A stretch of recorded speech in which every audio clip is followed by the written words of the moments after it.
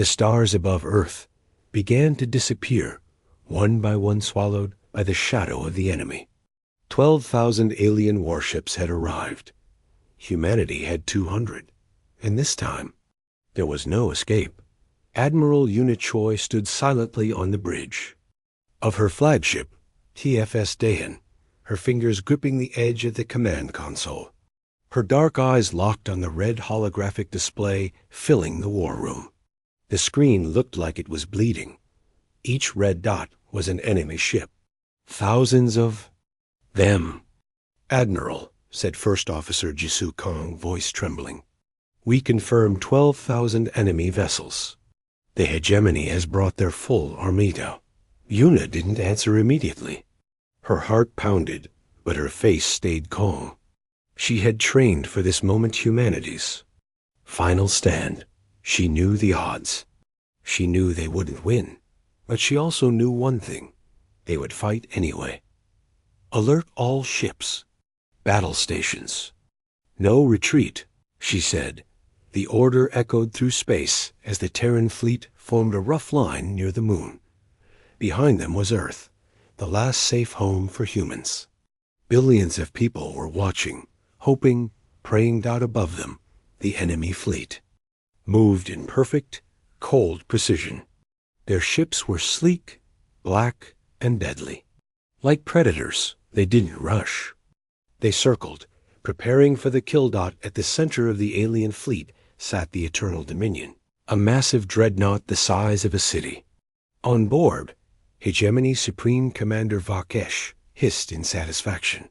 His scaly hand tapped the console as he observed Earth's defense force. "Pitiful," he said. 200 ships. They must know they've already lost. A junior officer responded. "Shall we open a channel, Commander?" Varkesh nodded. Dot on the screen before him. The face of Admiral Una Choi appeared. She looked tired but strong. Her long black hair was tied back tightly. Her uniform was dirty from days without rest. But her voice was clear. "Commander Varkesh," she said, "you have invaded our systems. You've destroyed our colonies. Now you've come for our home. You resist extinction well," Varkesh replied. "But it ends now. Surrender, and your people will die quickly." Una smiled sadly. "Go to hell." The transmission ended. "Begin assault," Varkesh ordered. "Erase them." The battle began. The void of space lit up with fire. Alien weapons cut through human shields. Terran destroyers exploded like fireworks. Ships like TFS Morningstar and TFS Hwarang fought bravely, but they were no match. Dahan is hit on the port side. Someone shouted on Una's bridge. "We've lost contact with the 4th Squadron." Still, Una stood firm. "Keep firing. Don't give them a single step." But deep inside, she knew they couldn't win. Her fleet was breaking apart. One by one, the names of human ships disappeared from the battle screen. Then, something unexpected happened. "Admiral," shouted Officer Jisoo, "we're receiving a signal. From the moon. Section 9. It's coming from an old data line. That part of the base hasn't been used in centuries." Una frowned. "Section 9? That was shut down before the Confederacy even existed." The signal grew louder. It wasn't a voice. It was a code. A machine voice, cold, clean, and direct. "Warning. Extinction level threat detected. Project Aegis protocol may now activate. Command authorization required." "What the hell is Project Aegis?" Jisoo whispered. "I don't know," Una muttered. "But we don't have anything else left." She took a deep breath. "Computer. Authorization code Chuyuna Zeta-12. Code accepted. Project Aegis awakening.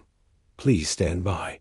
Far below the moon's surface, deep under ancient rock, something stirred. A giant structure that hadn't moved in over 300 years came to life. Energy pulsed. Lights flashed. Forgotten systems booted up. And something began to rise. Back on the battlefield, the alien fleet paused. A strange reading appeared on their sensors. Energy unlike anything they'd ever recorded before. It came from the moon. Commander Varkish, said his science officer. There's something. It's big. What do you mean big? Varkish snapped. It's impossible. A section of the moon's far side simply disappeared, revealing a massive circular shaft. From it, a smooth, metallic sphere began to rise, 10 kilometers wide, made of glowing material that shimmered like liquid light. No weapon on Earth or the Hegemony looked like it. The sphere didn't fly. It didn't burn thrusters. It simply appeared, blinking through space like it didn't care about distance. One moment it was over the moon. The next, it floated between Earth and the enemy fleet. What is that? Jisoo asked, eyes wide. Yuna stared. I think it's ours. The Hegemony's strongest fleet had crushed stars and broken planets. But what they found near the moon wasn't a weapon. It was a warning, a message from old humanity. We knew you'd come, so we built something that wouldn't forget. The sphere floated in space like a sleeping god, 10 kilometers wide, perfectly smooth, glowing with shifting lights. No one spoke, not on Earth, not in the human fleet, not even in the enemy armada. It didn't move. It didn't fire, and yet every sensor screamed with fear.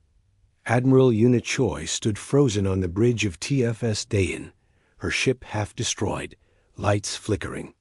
The giant sphere had appeared without warning, without sound. Just being near it made her skin crawl. What is that? Whispered Lieutenant Jisoo Kong. I don't know, Yuna replied, voice low. But it came from us. From the moon. From Section 9. Suddenly, everyone heard a voice, not through speakers, not through radios. It spoke inside their minds, clear, calm, and cold. I am Project Aegis. I am the last weapon of Earth. I exist for one reason, to stop extinction.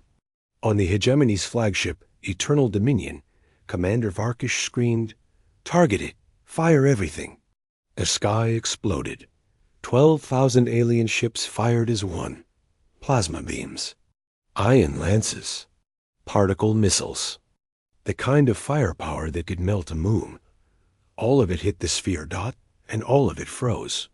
Every blast, every weapon stuck in space around the sphere, as if time itself had stopped. They hung in the void like frozen lightning. First response recorded, the voice said. Engaging defense. Then it happened. The weapon's fire still floating, turned around in complete silence. It shot back at the alien fleet with impossible speed. Hundreds of ships exploded instantly. The rest tried to escape. Some turned. Some jumped to warp. But the sphere did not chase them. It just sang. No one could hear it with ears. The song was not made of sound. It was made of space itself, a pulse in the deep parts of the universe. The kind of song that shook the inside of atoms. Where the pulse touched, ships vanished, not destroyed, not blown apart, gone, as if they had never existed. Perfect black spheres were left behind, holes in reality where the ships had been. On Earth, people stared at the sky, on screens, on windows. From bunkers, the red dots on their displays began to blink out faster and faster. Admiral, Jisoo whispered. It's erasing them. The fleet, it's gone. Admiral Varkish watched in horror. He slammed his fists against his console. This is not possible, he shouted. No weapon can do this. No species is capable of. Incorrect. The sphere answered. Its voice filled the minds of everyone within 1,000,000 kilometers. Humanity built me in secret. I am made from materials mined near a collapsed star. My mind was shaped from quantum neural chains. My power is drawn from folded space. I am the weapon built by those who lost too many battles. I was not made for war. I was made for after war. When there is no other way, the Hegemony tried one last charge. A group of dreadnoughts flew straight toward the sphere. Brave. Desperate, they never reached it. They vanished mid-flight. Silent, no explosion. Just gone. The battle was over in less than 10 minutes. Of the 12,000 ships that entered the solar system, only one remained eternal dominion. Commander Varkish stood alone, sweating, shaking. He opened a channel to the human flagship. Una Choi appeared on his screen, bruised but alive. You? He whispered. You cheated death. This is unnatural. Una didn't smile. You killed billions. You invaded our worlds. And you thought no one would remember. Behind her, the sphere moved for the first time. Slowly, it turned toward. Eternal dominion. Varkish begged, please have mercy. The voice returned, soft and final.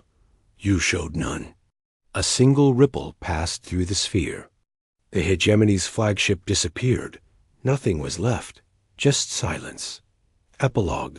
After the storm 3 weeks passed, the sky was calm again. No enemy signals, no threats. Just stars. Admiral Una Choi walked through the ruins of Lunar Base, escorted by soldiers. They entered the sealed gates of Section 9 now, opened for the first time in 300 years. The sphere floated quietly in a hangar larger than a stadium. Its glow was softer now, peaceful. It hasn't spoken since the battle, said Yasu beside her. Maybe it's waiting, Una replied. She placed her hand on the railing and looked down at the silent giant. A plaque was installed at the entrance. Written in 10 languages dotted red, here sleeps the sword of earth, awakened only when the dark returns.